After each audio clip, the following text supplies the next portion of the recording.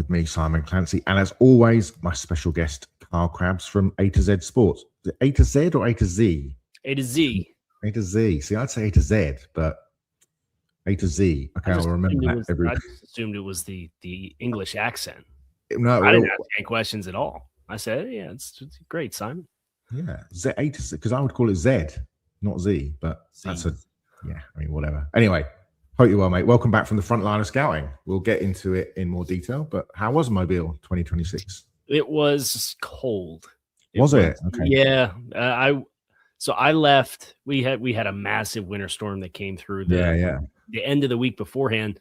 So I moved my flight up, and I'm like, all right, cool. I avoided the foot of snow that we got at home.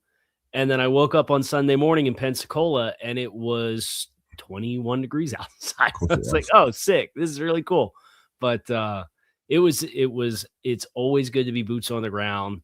Really compelling group of talent this year with some guys that I thought really flashed and broke out and kind of put some exclamation points going into the start of this whole process. So it's valuable time that was well spent. Excited to kind of get into some of the names that we're going to dig into on today's show. Yeah, absolutely.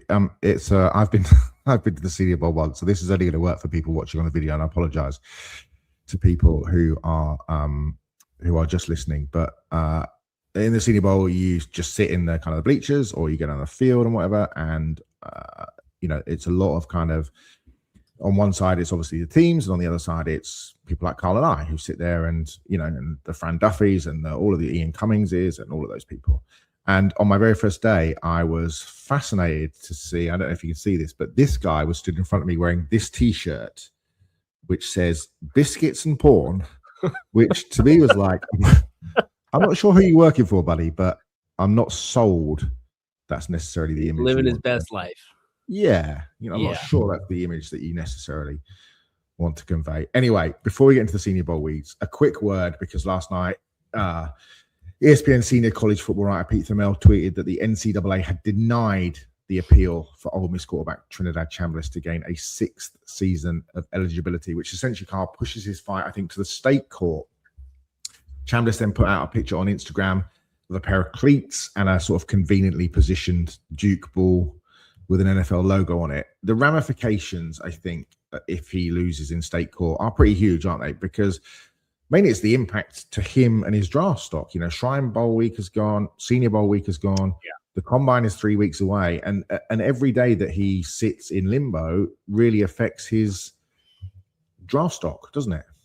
Yeah, and what's interesting too is a lot of these guys, they go through this draft process and they talk about the impact of the training, right? I spend 3 months training not to do football activities and doing media things and doing interview training and doing 40-yard dash training and stacking milkshakes to add weight, like all this stuff that these guys got to do. It really is fascinating to know that, like, him being in limbo potentially has him in between where he's not doing some of those things. And I think that maybe gives you a more authentic snapshot of who he is as a player, not who he is when he's training for the draft process itself, because those two things are far too often not the same version of a player, not the same playing weight, not the same speed, not the same engagement with people they're talking to, because you're trained for all of it, right? It's a 3-month job interview. So I think what he'll have to lean on if he ends up getting pushed into this pool is the film and the production and the athletic traits that he has relative to a quarterback class that does not have a lot of guys that have more than a few boxes checked. Yeah, it feels like, and I completely understand where he's coming from, but it feels like, given the class, there is a possibility, however small, that he could sneak into the back end, the very last couple of picks of round one for a team that's maybe comfortable, but with an aging quarterback situation, who feel like, having that extra year, the 5th year, I don't think that's beyond the realms of possibility. But I think as every day goes by, he kind of sits further and further away from that. And he's not the only one in the same boat. Joey Aguilar, the Tennessee quarterback, obviously not nearly highly as regarded, but is in the same situation. But yeah, it doesn't seem like it's a very difficult one, and one, I think, of the NCAA's own making in many regards, because it's a difficult situation all around, isn't it? Anyway, let's jump to Senior Bowl, because as we mentioned, you were there last week. Always a fun time in Mobile, a great city, always a well-organized event. And you directed this year with Jim Nagy heading to Oklahoma as their GM, and Drew Fabianich taking over. Did you see any, you've been a number of times before, any discernible differences in terms of how the thing was run? Yeah, it's I've been there through the Phil Savage years, the entirety of the Jim Nagy era, and now obviously with Drew this year. And I think what stood out was I think Drew's experience in the league was made a point of emphasis to strengthen the experience for the scouts and for the players, where the practices got bumped. The first practice started at 1:30, right? And the teams did all their interviews in the morning and in the early afternoon. So like the scouts and the league guys, they got through the end of the second practice. They were done for the day, right? Like in years past, there's a practice that's mid-morning, and then you're doing interviews until after dinner time. And I remember meeting Jermaine Johnson up in the upper part of the hotel where all the players stay at. And it was 9:30 at night, and he was just wrapping up his interviews. Yeah. Right. So that was something that stood out to me, was some of the media accessibility, I think, came at the cost of making the event better for the players and for the scouts. And if that's part of, the process to make it, we are in a bit of an arms race here with these all-star games, and trying to make it as attractive and engaging and comfortable of a process as you can for the players. I'll be interested to see if that trend holds year over year. Yeah, it's interesting. Fabianich obviously kind of began his career coaching at Tennessee, UT Martin, Louisiana Monroe, I think, and then spent 18 years, I think, as a scout at the Cowboys before becoming GM and director of scouting and development at Auburn, and I think West Virginia after that. But interesting to see how it's changed. I know they had, and you mentioned that the weather, a lot of difficulties, 127 flight changes, I heard Drew say, because of the weather. So a lot going on behind the scenes, and a disappointing number of dropouts. I think ultimately it was 34 players who'd originally accepted invites who are no longer on the roster for first practice. That has an effect, doesn't it, Carl, in terms of just not the authenticity of the event, because you can't control who comes and who goes, but it's a bit frustrating, isn't it, for the fan? Yeah, I have learned not to get excited about acceptance.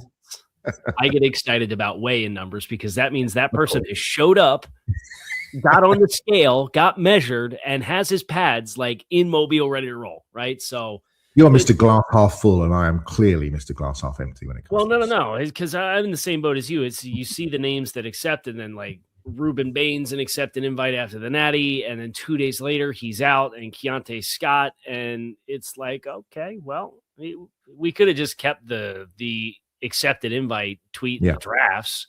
I get why you put it out, because it's good pub for the game, and the player looks good because they accepted this thing to compete, but then, I accepted a month ago, and now we made the college football playoff run, so I want to take the time and rest. So I get it, but it's always kind of been a problem, and I think it's a big barrier that the All-Star games have when you're trying to become a destination event, right? It's the first tentpole event of the draft, and it's a big economic stimulus for the city of Mobile. The point of emphasis is we want to bring fans down here for the entire week at the practices and the game. But it's hard to do that when you get a third of the roster or a quarter of the roster, 25% of the roster drops out from the time that the initial roster is announced, and then 5 weeks later when the games start or the practices start for the week. So I get why it's a necessary beast, and people and agents are learning more and more to kind of gamify the pre-draft experience a little bit. You get the credit for the accepted invite. That's good pub. It's good pub for the event, but we're going to focus on our combine training. And it's so interwoven amongst each other that it's hard to imagine what a fix looks like for that. So I just get excited when I see the guys actually waiting.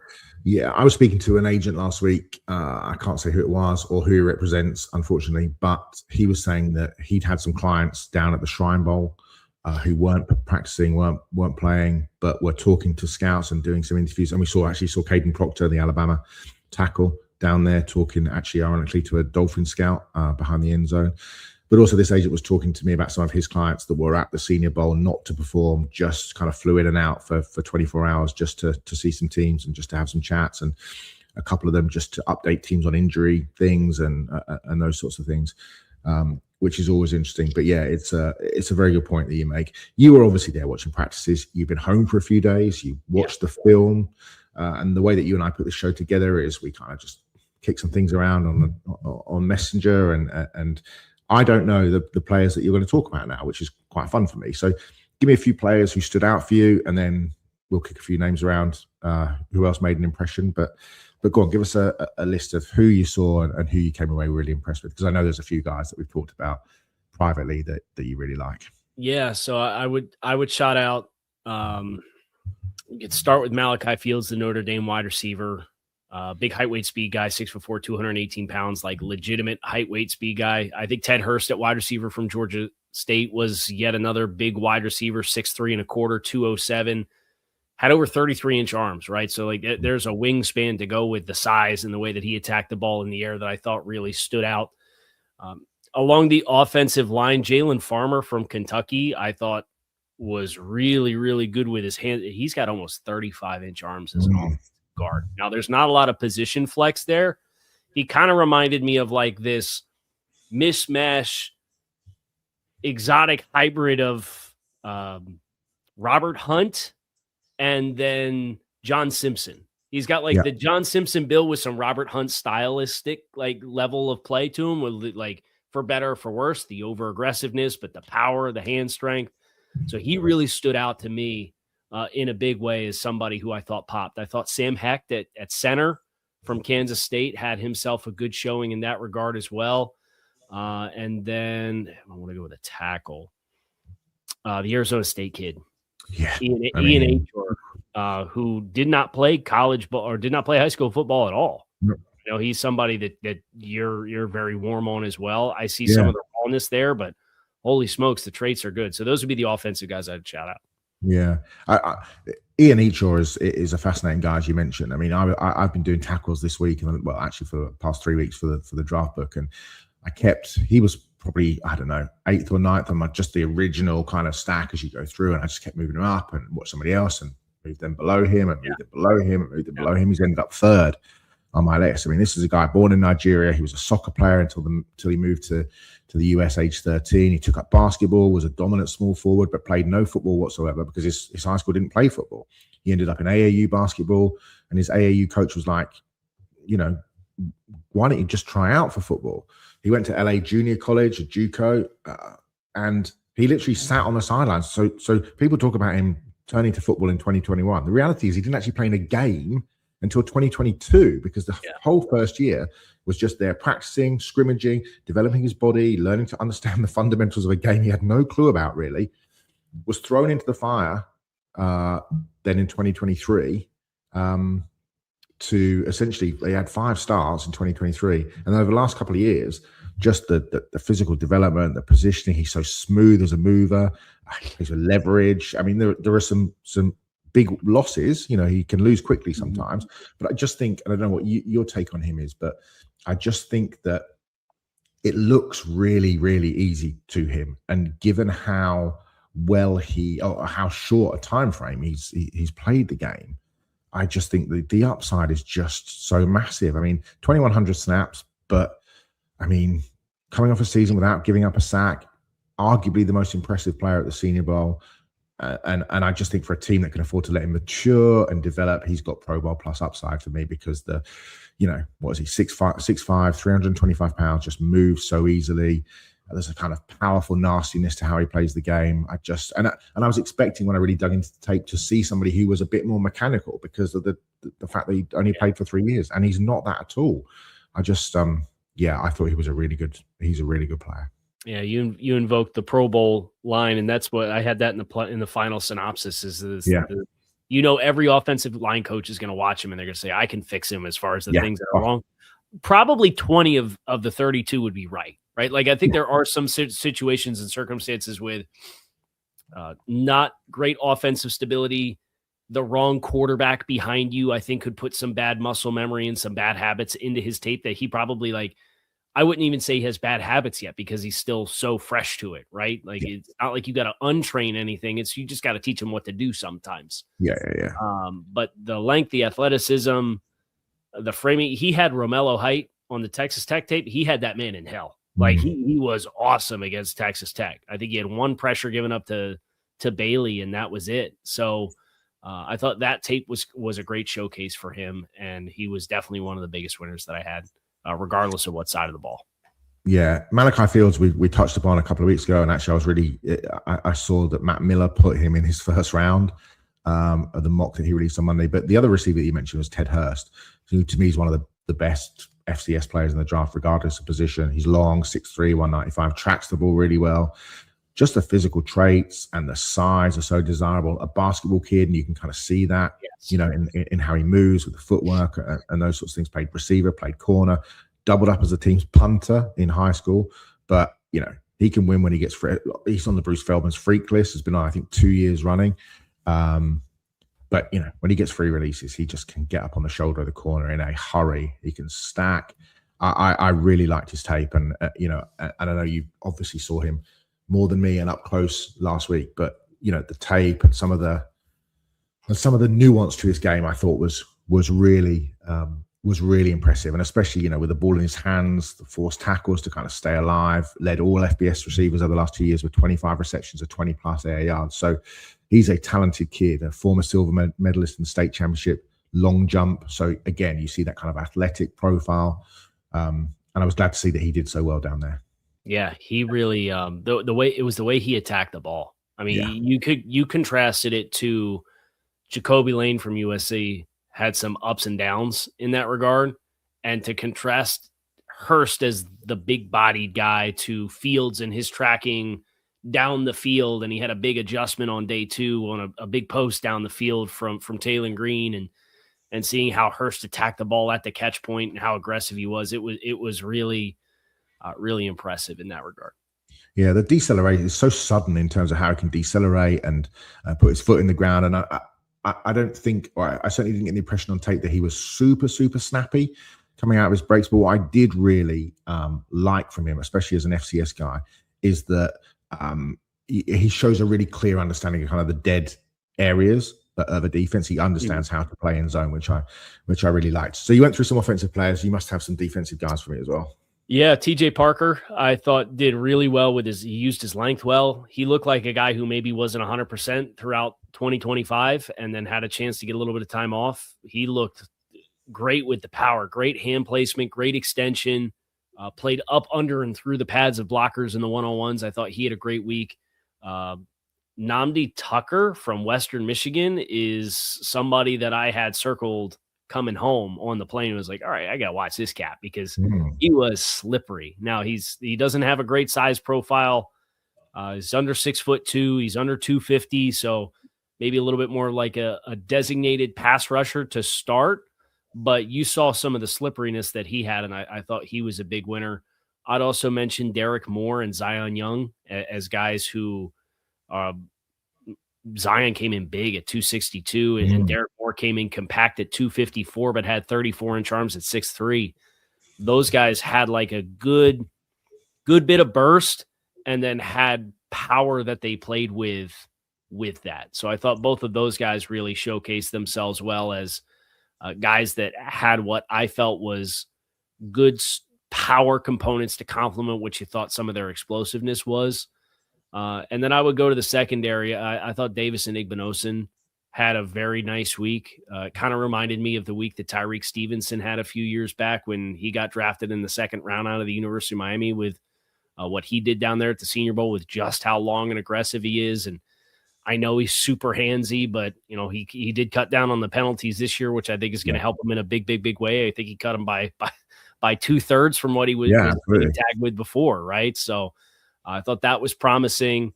Bud Clark, safety from TCU, just kind of had like the instincts. Little lean. I know I don't like those safeties that are necessarily 185, 6'1". That's like a very long, slender build to play safety where you got to be able to strike guys. But the instincts were very evident with him. And I thought he had a good showcase for himself. And then I thought Kamari Ramsey was what I hoped he would be, seeing him there as well, because I was a big fan going back to last year when he chose to go back to USC. Yeah, absolutely. Igbenogsone's an interesting guy, isn't he? Because he's from Nigerian family as well as Ianicho. But what I think is really interesting about him is his name. The name Igbenogson translates literally to feeling friendly, which is exactly the opposite of how this kid plays. Yes, correct. He is the most unfriendly player, I think. And it's not just his physical play, which is he's extremely physical. He's also mouthy. He trash talks an awful lot. He gave the Mutombo finger wag after every rep down there. He was feeling himself. He had himself a good weekend. He was very confident and short-term memory, which you need at that position. His he'd argue with himself in a phone booth. I kind of quite like that. But I mean, you mentioned the penalties. He had 11 holding calls in 2024. Yeah. He was the most penalized defensive player in all of college football. But actually, I thought a lot of that went away in 25. And I think that Matt Patricia got him to practice with boxing gloves on, literally, not making that up, just so that he wasn't quite as grabby. Basketball family, his parents played basketball. And again, I think that shows in his footwork. And TJ Parker's an interesting guy, isn't he? Because Parker, I think, I came into the year with Parker thinking it was him and Bain kind of at the top of the tree. A 4-star prospect, another basketball kid. His mom, his aunt, his granddad all played basketball at the collegiate level. His grandfather was a 7-foot-tall basketball player.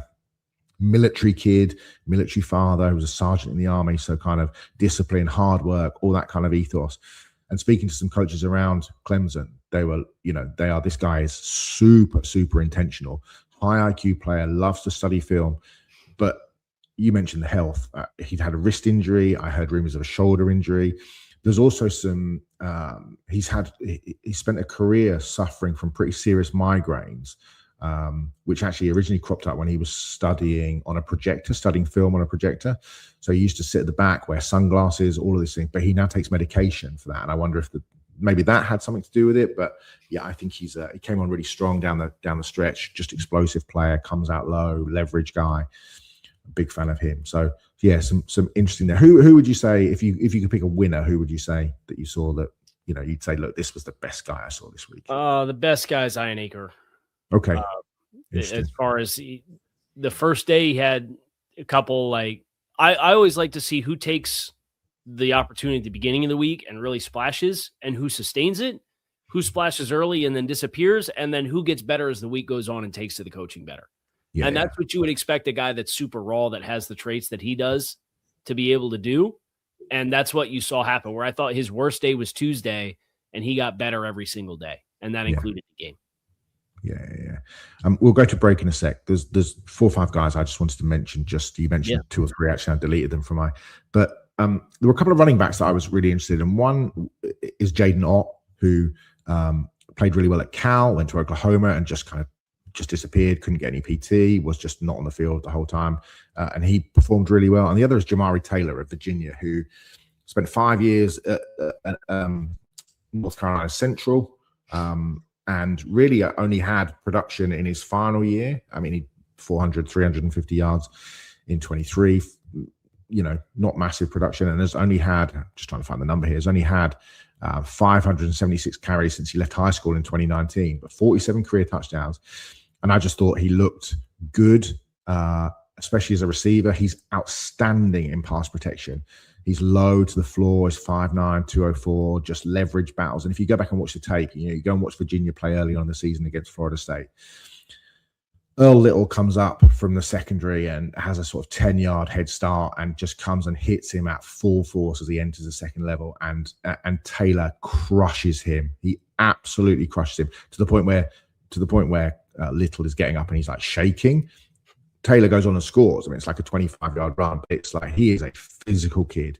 He can mix between a slasher and a power runner. Did you see any Taylor? What did you make of him and Ott?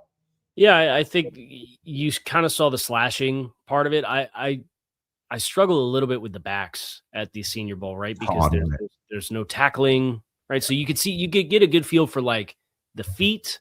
They did some drills that I was right up there against the end zone that they were working in, where they had a couple of bags laid out. And I really liked the drill where the coach, they would have them lined up like they're in the backfield and take a track and then the coach would run across the front of the bags and drop cones as if it's like defender in this gap, defender in this gap. And you had to cut and break to the bag that didn't have the cone in it out of like 4 or 5 options.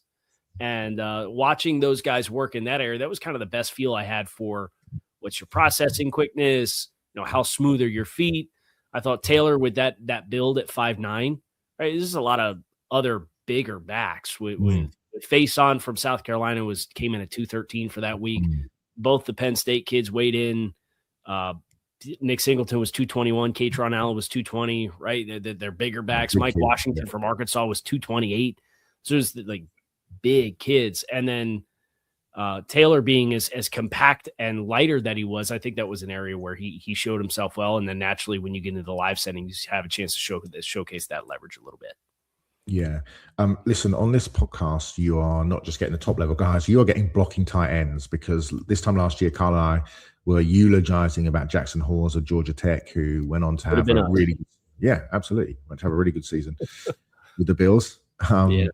And this year's candidate for the Jackson Hawes Memorial Award, as it were, not that he's died, but is Nate Borkacher of Texas A&M. 6 seasons in college, 5 at Nebraska, a year with the Aggies, never had more than 200 receiving yards in a season, only 38 catches, but he's a physical blocker, isn't he? I mean, he's great power at the point of attack, leverage guy. And actually, I thought he did a pretty good job catching the ball through contact this week. And, teams are going to be seeing him as, a guy that can do a little more than just be a really good inline guy. He could actually, be somebody that can, be targeted throughout games. Yeah. And that's what I like about the Senior Bowl, right? Is you get some guys out of the offense that they're in. They did a little bit different quarterback play. I think about Mason Taylor, right? And kind of the usage of Mason Taylor at LSU and what routes they asked him to run versus what he was able to do in Mobile. And then he gets drafted top 50, and lo and behold, not a super high bar to clear to be one of the top receiving targets on the Jets last year, but he was one of the top receiving targets on the Jets last year. So I thought both him and the Ohio State kid, Kakmarek, Kakmarek checked in at like 18.5 on the GPS at 262. I think he was the heaviest tight end there. So those two guys are guys that have kind of that blocking pedigree and profile and the physicality element that I thought showed varying degrees of, okay, there's a little something extra here that I think will help them in what I think is a pretty deep day 3, late day 2 type of tight end crop. Yeah. And then just a couple of defensive players very quickly. Rayshawn Benny, I thought, was impactful each day that I saw. He was quick. He was powerful to defeat blocks in kind of different ways. Long arms as well, which I thought might help him make an impact pretty early. And then a guy just had like an unbelievable 2025, and we don't really talk about it. And kind of one of the most interesting players in college football. He won the Butkus Award. Is Jacob Rodriguez. He won 2 state titles as a wrestler. He's the son of a blackjack dealer. His wife is a helicopter pilot on active duty in the U.S. Army. I mean, he's got so much going on, so much hinterland. But actually, I just thought instinctive, aggressive this season, a hammer as a gap filler, a playmaker. He had, like, mid-November, he had 7 forced fumbles. I don't even know what he ended up with. There's been some injuries, a Lisfranc sprain, a bone bruise, a torn labrum, all of those sorts of things. But it was interesting to see him in those cover drills against backs. He was just eating up, running backs in those passing drills. He had a good week as well. Yeah, it's you're going down the rundown. He sounds like the Dos Equis most interesting man in the world. Is what it sounds like. Jacob Rodriguez, unbelievable. When I was doing the research, by the way, he's the best linebacker in college football. And it can't be true. The son of a blackjack dealer, unbelievable. It was a good week for linebackers. I would have a hard time kind of separating some of these guys, to be honest, because Kyle Lewis was phenomenal at the end of the week. Rodriguez was consistent. I thought Bryce Betcher from Oregon had a good week as well. So there were a number of guys at linebacker that really flashed. I know the Arkansas kid, Xavier Sori, popped a little bit too. He's another one of these lighter linebackers, right? It was him and Kyle Lewis are both sub 225. But then you contrast those guys with Jacob Rodriguez and Betcher as guys that are 6'1", 230, don't have great length, but like the football instincts are there. Yeah. And I think those are the guys that you see day 3 linebackers every year that end up landing on a spot. And I mean, shoot, some of them are Sean Dolak and for no reason at all go undrafted other than he just played it. Starting in the playoffs for the Rams. Yeah. And there's no reason for him to go undrafted other than, he had like great pro day numbers. He had good agility times, but he had short arms and played at Buffalo. So he went undrafted, but that's neither here nor there. That position group, I would circle guys like Rodriguez. I think he's probably a mid-round guy as long as he runs well. And I think running well for him would be in the 4.7s. I don't expect him to be like a big-time blazer. But I think he solidified himself in a round 3, round 4, probably worst-case scenario, very early round 5 would kind of be the forecast I have for him right now. Yeah, Betcher is another, like you talk about Hinterland, Betcher is another fascinating guy. I mean, he was a quarterback. He was at the Elite 11 with CJ Stroud and Bryce Young as a quarterback. Like, that's the transition that he's made. A top 10 ranked baseball player in the state chose actually to pursue baseball rather than football, but just bizarrely got one scholarship offer from Utah to play baseball. Lifelong Oregon fan. One of his most prized possessions as a kid, I mean, this is true, was a Kenyon Barnard jersey. And so he decided to walk on with the Bucks, played 2 seasons on the Diamond at baseball with them. And then when Dan Lanning was hired as a football coach, Betcher saw a tweet about walk-on tryouts for football, went along, and the rest is history. So you just never know. But yeah, good week had by all, and some really interesting performances. I think we'll go to break now. When we come back, we'll talk briefly about the Shrine game. But first, here is Alf. He's going to pay some bills for us. Yes, I will. And of course, this show is brought to you by Upside. Financial resolutions are great, but let's be real. Budgets don't reset on January 1st. Between post-holiday credit card bills and getting back to your regular routine, cash is tight. And that's why there's Upside. The free Upside app gets you cash back on gas, groceries, and dining. The 3 things that drain your wallet right now. Over 100,000 participating locations means cashback opportunities are everywhere you already go. And yes, it's cash back, not points you'll never use or credits that expire. Money you transfer straight to your bank account. Here's how it works. Open the app, claim an offer, pay with your card like normal, and get paid. That's it. You'll earn 3 times more cash back with Upside than with loyalty programs or credit card rewards alone. Upside has given back $1 billion to its free users. To find out how much you can earn, download the free Upside app today and use the promo code 3YARDS, that's the number 3 yards, to get an extra 25 cents back for every gallon on your first tank of gas. That's an extra 25 cents back for every gallon on your first tank of gas using the promo code 3YARDS. Download the Upside app. And of course, Underdog Fantasy. The big game is here, and Underdog is the best place to get in on all the action. Playing on Underdog is easy. Just pick whether your favorite player will go higher or lower on stats like touchdowns, receiving yards, interceptions, and more. Get your picks right. You can win up to 5,000 times your cash. Now, for this game on Sunday, conviction seems to be like the word around here. So I'll just say I have a lot of conviction on these plays.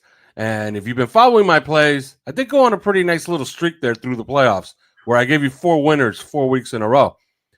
But I like Jackson Smith and Jigba higher on 0.5 touchdowns. I like Hunter Henry higher on 0.5 touchdowns. And if you're wondering why Hunter Henry, Seattle's the worst team in the red zone against tight ends this season. So take that one. And the other one that I do really like a lot is Ramondre Stevenson. His rushing attempt number is 14.5. I like lower on that. So what are you waiting for? Download the app today and use the promo code 3YARDS to score $75 in bonus entries when you play your first $5. That's promo code 3YARDS. Underdog. Make picks, win money. 18 plus, 19 plus in Alabama and Nebraska, 19 plus in Colorado for some games, 21 plus in Arizona, Massachusetts, and Virginia, and present in a state where Underdog Fantasy operates. Terms apply. See assets.underdogfantasy.com/web/play and get terms _DFS_.html for details. Offer not valid in Maryland, Michigan, New Jersey, Ohio, and Pennsylvania. Concerned with your play? Call 1-800-GAMBLER or visit ncpgambling.org. In New York, call the 24/7 Hope line at 1-877-8-HOPE-NY or text HOPE-NY 467-369. And now back to Simon and Kyle. Welcome back to the Low Red Zone Draft Show, as Al said, with me and Carl. Seems like weeks ago now, mate. The Shrine practices actually kicked off in Frisco the week before the Senior Bowl, and some big performances actually from some kind of unlikely guys. And we'll, it's easy to touch on the sort of big name guys, but some guys that sort of stood out for me, and we'll just touch on them briefly here. Caden Wetjen, the kick returner, punt returner, wide receiver from Iowa. Some of the most eye-catching stats I think I've ever seen in terms of, was it 28.2 yards per punt return last year? Which is just, how is that a real number? How is that a real number? I think he had 4 punt return touchdowns and a kick return touchdown last year. His route tree at Iowa was pretty basic. It was screens, it was flats, it was hitches, bubbles, those sorts of things. 22 of his 30 targets were behind the line of scrimmage. His average route depth was 5.1 yards, which was ranked near I think it was 4th worst in the entire FBS. But actually, he gets to Frisco, gets to the Shrine Bowl, route running chops off the scale. And actually, you could see him in a much more traditional role. The salesmanship of routes, the quick footwork, could separate in man. I thought at the top of his routes, rocker steps and head fakes and little shoulder shuffles and little hand techniques. And I don't think he played particularly well down in the red zone, and that's not going to be an area where he's necessarily going to be utilized. But as a guy who can just pick up big first downs on third down, those sorts of things, I thought he had an excellent performance, and he's going to get drafted basically based on the fact that he's an unbelievable return man, a back-to-back winner of the Jet Award for best return man in college football. But what he did at the Shrine, and as you mentioned in the first half, guy turns up and just shows you his skills that you maybe weren't expecting, and he's put himself in a draftable spot. Yeah, it's kind of like last year at the Shrine, Ja'Cory Krosky Merritt was different position, right? But like came into that Shrine Bowl and had kind of had like a hard path and pinballed around, and then he gets to the Shrine and everybody's like, "Oh, smokes, this guy's like one of the best cats here," right? Like, yeah, absolutely. And for Iowa, a dream come true to scout offensive linemen and tight ends at the University of Iowa. Wide receivers, not so much. But I think the floor with the special teams profile kind of reminds me, not to say that like the route running or the physical athleticism profile, but you remember Amir Smith-Marset from Iowa, who was a wide receiver, and he was a little bit more of just like a vertical shot guy down the field at Iowa, but had that same return game appeal, and he went in the 5th round. So I think that kind of pedigree is a special teams player who can be a bottom of the roster depth chart player at wide receiver, but has that appeal, and having this strong showing, I think middle of day 3 is probably the right kind of place to start having that conversation. Yeah, absolutely. Another guy that I was really impressed with was Bauer Sharp, the tight end from LSU, who was pretty much uncoverable in the one-on-one drills and separates so quickly, and footwork and short area bursts. And we'll get to tight end in a later episode, but you've got Kenyon Sadiq at the top, although I think he'll get drafted maybe a little bit lower than people are projecting. But then you've got this kind of whole hodgepodge of guys, whether that's Oscar Delp or Marlon Klein or Sam Roush or Michael Trigg or Justin Jolie or Miles Kitzelman or the Raridan kid at Notre Dame and Stowers, who won the Mackey Award. But all of a sudden, Bauer Sharp kind of puts himself right in the mix there in terms of, some really good contested catch work, the ability to track the ball, to go down the field. I thought he looked excellent. And then, you ask him to pass protect, and he could do that job really well. I thought, and I think the same with Mason Taylor last year, was able to work in some of those pro formations in terms of, what they were able to do pre-snap, in terms of some of the inline stuff. And yeah, Bauer Sharp puts himself right in the mix, I think, with a strong week in Frisco. Yeah, and this tight end pipeline is really fascinating when you consider he was in high school quarterback, right? And then he goes to Southeastern Louisiana, and he's kind of like a Tyler Warren Wildcat quarterback while still doing some tight end stuff. And you just kind of see the pipeline for these guys that are just athletic, big guys that eventually kind of make this transition. Some of them play quarterback all the way through college football and then make the switch, right? Some of them get through high school and then they make it early in their college careers. And that's how guys can kind of fall through the cracks a little bit and end up at Southeastern Louisiana and then have 2 years and opportunities at Oklahoma and LSU like Bauer Sharp did. So I think there's some meat on the bone there from an athleticism standpoint, and especially in a draft class like this one where we're worried about the depth and you're going to be taking priority UDFAs with your draft picks, and for some teams with their boards in the 6th and 7th round, if you can't trade the picks, take the tools guy that made a position swap and kind of flew under the radar with their early career at the college level. And I certainly don't think the LSU offense got the best out of him, and getting him removed from that 2 years in a row with Brian Kelly, tight end, going to an all-star event and showcasing he's got a little something else to him. So I think he's a really fascinating day 3 name to invoke here, and that athleticism and that background is going to be sure to be a plus on the resume for teams.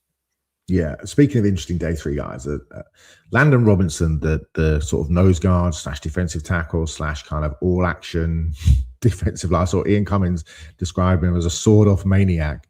And he showed some sword off maniac stuff down in Frisco. I think he's a 3-time member of the Feldman's Freaks list. He's got a top speed of 20 plus miles per hour, vertical of 33 inches. He's 5'11", 291. He's like a 3-year team captain. I mean, there's a couple of Eli Heidenreich being the other, a couple of Navy kids who I think will get drafted. He is just a ball of energy, a ball of athleticism, kind of knee drops to beat double teams, clubs, rips, swims, stunts. Again, it's kind of a crapshoot as you get into those later rounds on day 3, but why not take a chance on a kid who just ticks just an awful lot of boxes in terms of off the field stuff, in terms of team culture stuff, but also, can come in and potentially make some plays for you. And, at the end of a game, and you're spending a 6th or a 7th round pick on him. Yeah. And that explosive numbers go with a 700-pound back squat and a 465 bench press, right? So like as you'd expect with this compact guy, he's not going to have a whole lot of bend in those elbows on that bench press, but nevertheless, like you're talking big time power with explosiveness. And yeah, I think especially with some of the changes with the service academies and how they can defer their obligations, and it takes some of that gray area out. With, are we even going to get this guy? Like, how long is it going to be? Like, we're going to have to wait a few years.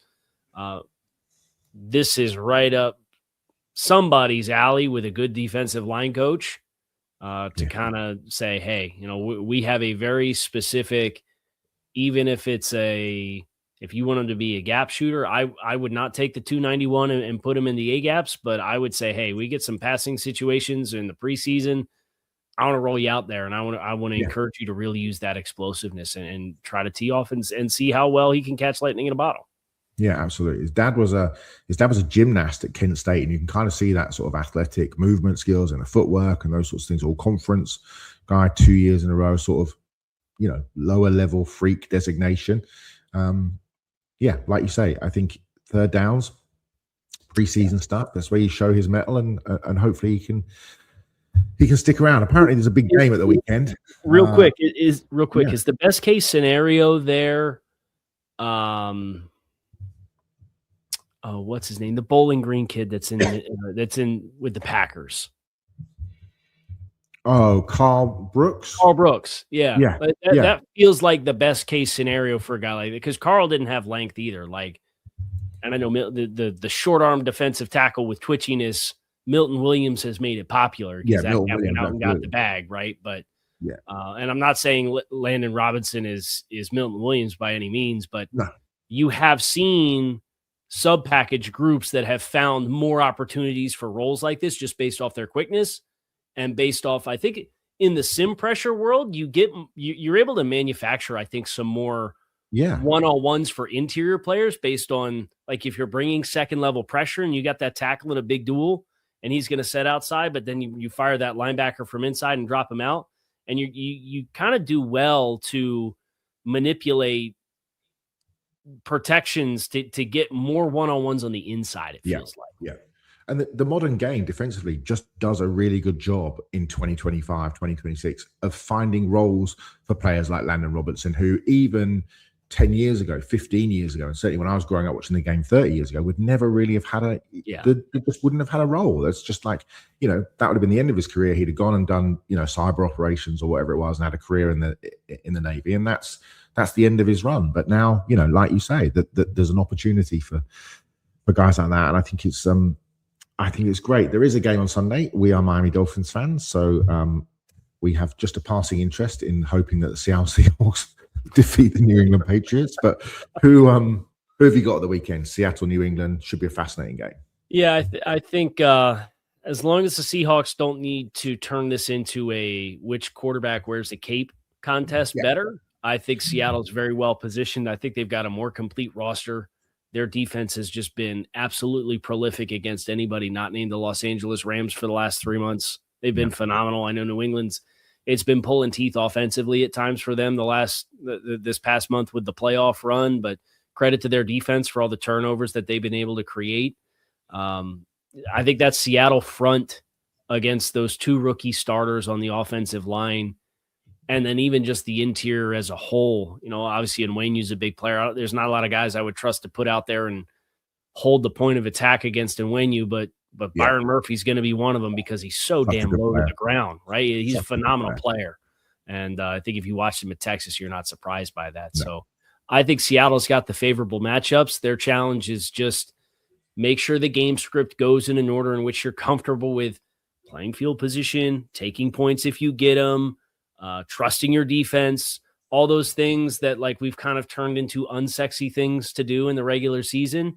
Like this is not the game to continue to do that. I think this is going to be a low scoring game, but I think as long as Seattle protects the football, I think they're going to take care of business. It's just a matter of if it turns into that kind of contest. I trust Drake May to do a little bit more with his legs and make some more plays happen if that's the kind of game that it turns into.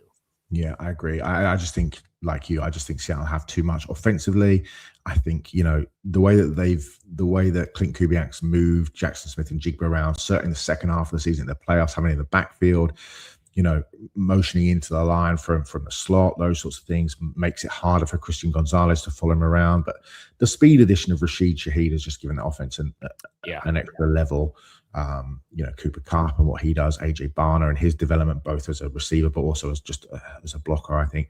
And defensively, I just think, a guy like Nick Emmanwori is just, the second half of the season, the playoffs, he's just been so dominant and what he's able to do. And with Mike McDonald having 2 weeks to game plan for this, and, you don't want to see Emmanwori just playing spy the whole time, but May does such a great job of pocket manipulation and his ability to get to the second level and beyond with his legs, but also those kind of, he finds the easy button in terms of just some of the get out throws, and Josh McDaniels done such a good job of just having a Travion Henderson or Ramondre Stevenson or one of the tight ends just in that second level, just to, when things are closing down and the receivers aren't able to get open, and just having that easy get out. And I just wonder whether or not Emmanwori's presence will help to shut that down. I think it probably will, but I think we're both hoping strongly for a Seahawks win on Sunday. That's it for this week. Thank you for listening. Thank you for watching. You can catch Carl at A to Z Sports. There you go. Or at Carl Krabs on Twitter. You can catch me on my Substack, which is down there, which is simply called The Low Red Zone. Or I'm at Cy Clancy on Twitter. Thanks for listening. Thanks for watching. And we'll see you next time.